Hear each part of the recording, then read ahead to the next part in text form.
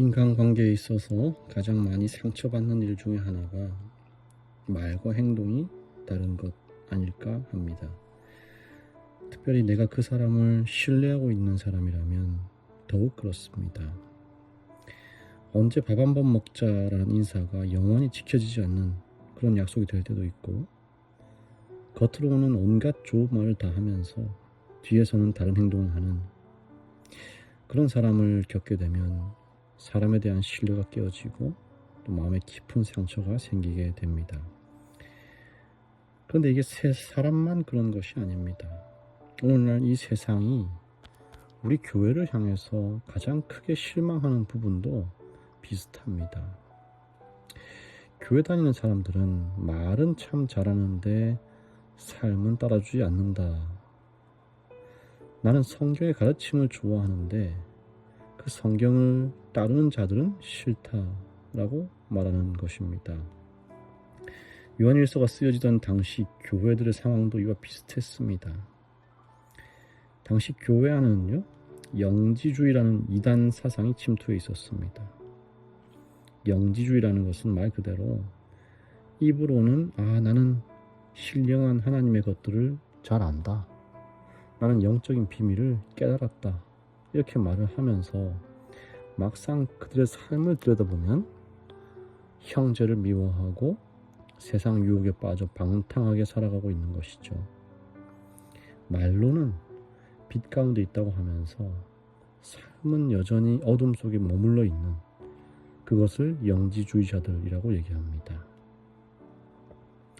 그래서 사도 요한은요, 인생의 늙음하게 이르러서 간절한 아버지의 마음을 담아서 성도들을 향해 글을 남기게 됩니다. 요한일서 2장 1절에 요한이 이렇게 얘기해요. 나의 자녀들아. 요한의 영적인 자녀가 되는 교회들을 위한 외침인 것입니다. 성도들이 거짓에 속지 않고 참된 신앙의 길을 걷기를 바라는 그 마음이 애타게 녹아 있는 것을 볼 수 있습니다. 저와 여러분이 말로만 하는 신앙을 넘어서서 진짜 내 삶이 빛 가운데 있는 성도라는 것을 증명할 수 있는 증거는 어디에 있을까요? 오늘 2장의 내용에서 3가지 정도를 생각해 볼 수 있겠습니다. 첫 번째, 우리가 빛 가운데 있다는 증거는요, 1절부터 6절에 대한 말씀입니다. 그 사람이 죄를 멀리하고 계명에 순종하는 삶을 살아가는 것, 그것이 증거입니다. 참된 성도의 첫 번째 증거는 계명에 대한 순종입니다. 마지막 남은 우리 무리의 정체성들이기도 하죠. 하나님의 계명과 예수의 증거를 가지고 있는 것입니다.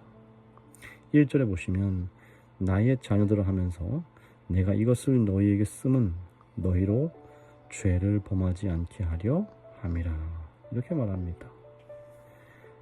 예수 그리스도의 피로 구원받은 사람의 삶에 나타나는 첫 번째 변화, 그것은 죄를 멀리하는 것입니다. 죄가 얼마나 무서운지, 나를 구원하기 위해 주님이 치르신 대가가 얼마나 큰지를 깨달은 사람은 더 이상 죄를 그냥 두고 볼 수 없는 것입니다. 어떻게 해서든 벗어나고 싶어집니다. 근데 그게 안 되죠, 마음처럼. 왜냐하면 사람은 스스로의 힘으로는 죄를 벗을 수 없습니다. 연약하기 때문입니다. 구원을 약속받았음에도 불구하고 하나님을 믿는 사람들이 순간순간 넘어지고 죄를 짓는 것입니다. 그럴 때 어떻게 해야 돼요? 낙심하고 포기하면 되나요? 그렇지 않죠.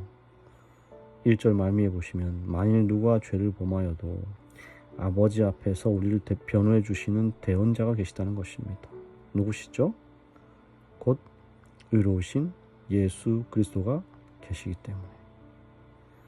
예수님이 우리의 화목 제물이 되셔서 우리의 죄를 덮어주셨기 때문에 이제 우리는 스스로 그 죄를 벗어버리기 위해 괴로워할 필요가 없다는 것입니다. 그 은혜와 사랑과 자비 안에서 어떻게 되는 거예요? 참된 변화가 일어나는 것입니다. 3절과 4절입니다. 우리가 그의 계명을 지키면 이로써 우리가 그를 아는 줄로 알 것이요 그를 아노라 하고 그의 계명을 지키지 아니하는 자는 거짓말하는 자요 진리가 그 속에 있지 아니하되. 하나님을 사랑하고 그분을 인격적으로 아는 사람은요 그분의 말씀에 순종하게 되어 있다는 것입니다. 사랑하는 사람의 말이 내 귀에 더 들리게 되고 그 사람의 말이 더욱 신경 쓰이는 것처럼 하나님을 믿는다고 하면서 내 고집대로 내 뜻대로만 산다는 것은 하나님을 사랑하지 않을 뿐더러 그분을 모르는 자라는 것입니다. 사랑하는 성도 여러분, 이 시간에 우리가 함께 6절의 말씀을 마음에 새기시기를 간절히 바랍니다. 그의 안에 산다고 하는 자는 그가 행하시는 대로 자기도 행할지니라. 예수님이 걸어가신 그 길을 우리도 기꺼이 걸어가는 순종의 증거가 저와 여러분의 삶에 있게 되기를 간절히 바랍니다. 두 번째 증거는 7절부터 11절입니다. 형제를 뜨겁게 사랑하는 삶, 바로 그것이 빛 안에 살아가는 자들의 삶의 증거가 됩니다. 7절과 8절을 보면 이 계명은 옛 계명이면서 동시에 새 계명이라고 합니다. 이게 무슨 말일까요? 내 이웃을 내 자신과 같이 사랑하라 하는 말씀은 이미 구약 레위기 때부터 주어졌던 오래된 계명이잖아요. 그러나 예수님이 이 땅에 오셔서 십자가에서 자기 목숨을 내어주시기까지 우리를 사랑하심으로 말미암아서 이 사랑의 계명은 완전히 새로운 차원의 새 계명이 되었다는 것입니다. 이제 저와 여러분이 하는 사랑은요, 내가 할 수 있는 만큼의 사랑을 말하는 것이 아니고 다름 아닌 예수님이 나를 사랑하신 것처럼 목숨을 다해 사랑하는 그 사랑으로 바뀐 것입니다. 요한은 이 사랑을 가지고 성도들의 영적 상태를 바라보는 것이죠. 9절입니다. 빛 가운데 있다 하면서 그 형제를 미워하는 자는 지금까지 어둠에 있는 자예요. 그럼 우리가 아무리 새벽기도 열심히 하고 성경을 100번 넘게 읽고 교회에서 큰 직분을 맡았다 할지라도 내 마음속에 여전히 지체를 향한 미움과 시기, 질투가 가득하다면 정말 죄송합니다만 그것은 여전히 어둠 속에 장님처럼 서 있는 것과 다름없다는 사실입니다. 11절에 보면 미움은 우리의 영적인 눈을 멀게 만듭니다. 사람에 대한 미움에 대해 사로잡히게 되면 분별력이 흐려집니다. 내가 어디로 가고 있는지 그 방향성을 알지 못하게 되는 것입니다. 여러분, 그러나 반대로 우리가 형제를 사랑한다면 10절에 보니까 빛 가운데 거하는 것이고 자기 속에 거리낌이 없는 사람이라고 말씀을 하는 것입니다. 사랑하는 여러분, 내 곁에 있는 사람, 가족을 포함해서 형제, 이웃, 그 모든 자들을 우리가 사랑하고 심지어 꼴보기 싫은 그를 품어주고 더 나아가서는 예수님처럼 차마 내가 용서할 수 없는 그 사람을 우리 주님이 주신 사랑으로 용서까지 하는 것, 이것이 이루어질 때 우리 삶은 참으로 내가 예수의 자녀고 빛의 자녀임을 증거하게 되는 것입니다. 마지막 세 번째 증거는 12절부터 보시면 세상을 멀리하고 하나님을 사랑하는 것을 말합니다. 사도 요한은요, 자녀들, 아비들, 청년들, 교회의 모든 세대를 향해서 죄사함을 받았고 하나님을 알았고 악한 자를 이긴 자들이라고 칭찬하면서 동시에 15절에 이렇게 말합니다. 이 세상이나 세상에 있는 것들을 사랑하지 말라. 누구든지 세상을 사랑하면 아버지의 사랑이 그 안에 있지 아니하니. 여기서 말하는 세상은요, 하나님이 지으신 아름다운 자연이나 우리가 사랑해야 할 이웃들을 말하는 것이 아니고 하나님을 대적하고 하나님 없이도 잘 살 수 있다고 믿게 만드는 타락하고 이기적인 이 세상의 가치관과 문화를 뜻합니다. 16절에서 요한은 이 세상이 주는 유혹을 세 가지로 말하고 있습니다. 첫 번째는 육신의 정욕입니다. 내 몸이 원하는 대로, 내 본능이 자극하는 대로 쾌락을 쫓아 사는 것입니다.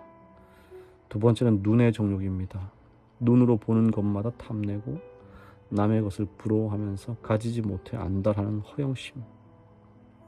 세 번째는 이생의 자랑입니다. 내가 가진 스펙, 재물, 지위를 남들 앞에 뽐내고 드러내서 인정받고자 하는 교만한 마음입니다. 이 세 가지가 다 아버지께로부터 온 것이 아니라는 것이죠. 세상은 끊임없이 우리에게 속삭입니다. 더 많이 가져야 행복해. 남들보다 높아져야 성공한 거야. 내 눈에 좋은 대로 즐기면서 살아. 사랑하는 성도 여러분, 그러나 하나님의 자녀된 저와 여러분들은 이 모든 유혹의 목소리를 차단하고 17절의 말씀에 귀를 기울여야 하겠습니다. 17절, 이 세상도 그 정욕도 지나가되 오직 하나님의 뜻을 행하는 자는 영원히 거하느니라. 세상의 화려한 것들은 다 지나갑니다. 아무리 멋진 옷도 시간이 지나면 유행이 지나고, 아무리 좋은 차와 집도 낡아지고, 우리가 그토록 자랑하고 싶어하는 젊음과 건강과 명예도 불과 몇십 년 뒤면 안개처럼 사라져버리게 됩니다. 불이 꺼진 백화점 쇼윈도처럼 세상의 모든 화려함은 결국 허무하게 끝이 날 것입니다. 여러분은 어디에 인생을 걸고 계십니까? 언젠가 다 사라져버릴 허무한 세상의 정욕에 인생을 낭비하고 있지는 않습니까?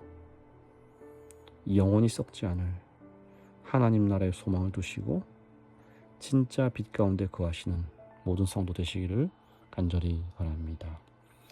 감사하신 하나님, 죄 많은 우리를 빛 가운데 거하게 하시려고 자신의 독생자를 보내시고 피 흘려 십자가에 달려 죽게 하시고 다시 부활하게 하신 주님의 은혜와 자비에 감사를 드립니다. 이제 더 이상 우리는 어두움의 자녀가 아님에도 불구하고 스스로 자신을 비하하여 빛을 보지 못하는 영적인 맹인들이 아닌지 스스로를 점검하는 우리 모두가 되게 하여 주시옵소서. 장윤우 어린이를 위해 기도합니다. 주님의 돌보심 아래에서 윤우가 잘 자라게 하여 주시고 하나님을 사랑하고 하나님의 말씀에 순종하는 믿음의 어린이가 되도록 성령으로 그 마음에 함께하여 주시옵소서. 예수님 이름으로 기도합니다. 아멘.